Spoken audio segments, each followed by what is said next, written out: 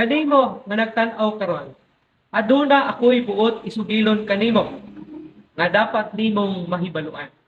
Nasayod ka ba nga adunay tulo ka mga butang ang mahimo sa kwarta? Ug nasayod ka ba nga aduna usab tulo ka butang ang dili mahimo sa kwarta? Pinaagi sa kwarta, mahimo ang daghang mga butang diha kanimo. Apan adunay pipila ka mga butang ang dili mahimo sa kwarta diha kanimo. Karon atong sayron kung unsay kalainan ni ining duha. Ania ang tulo ka mga butang nga mahimo sa kwarta diha kanimo.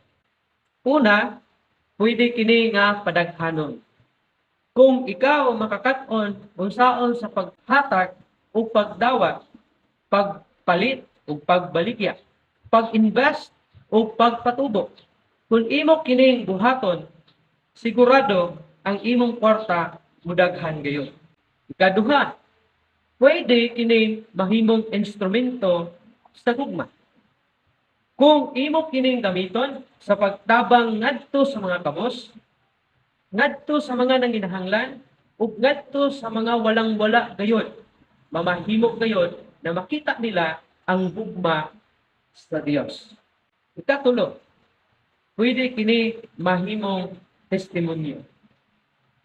Ingon nga ikaw gipanalanginan o gihatagan sa Ginoo, ibalik kaniya ang tanang matang sa pagpasidungog aron makita niining mga tao ang kaayo sa Ginoo. Ania ang tulo ka mga butang nga dili mahimo sa kwarta diha nimo. Una, dili kini makapahupay sa imong konsensya.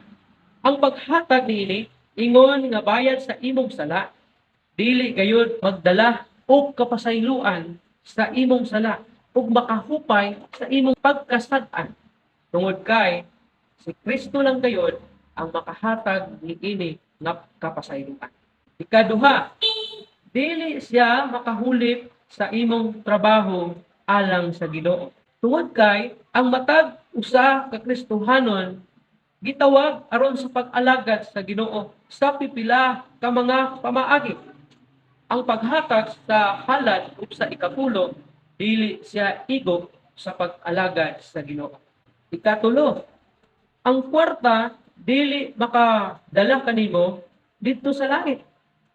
Busa ayaw kini itago. Gamita kini kutob sa imong mahimo samtang ania ka pa niining kalibutanan.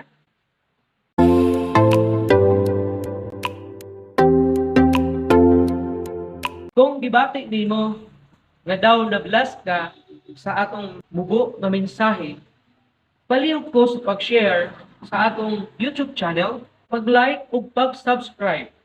Ayaw usab kalimot sa pagpindot sa bell button aron updated ka sa sunod nato na mga i-upload na mga videos. Daghang salamat ug God bless kanimo igsoon.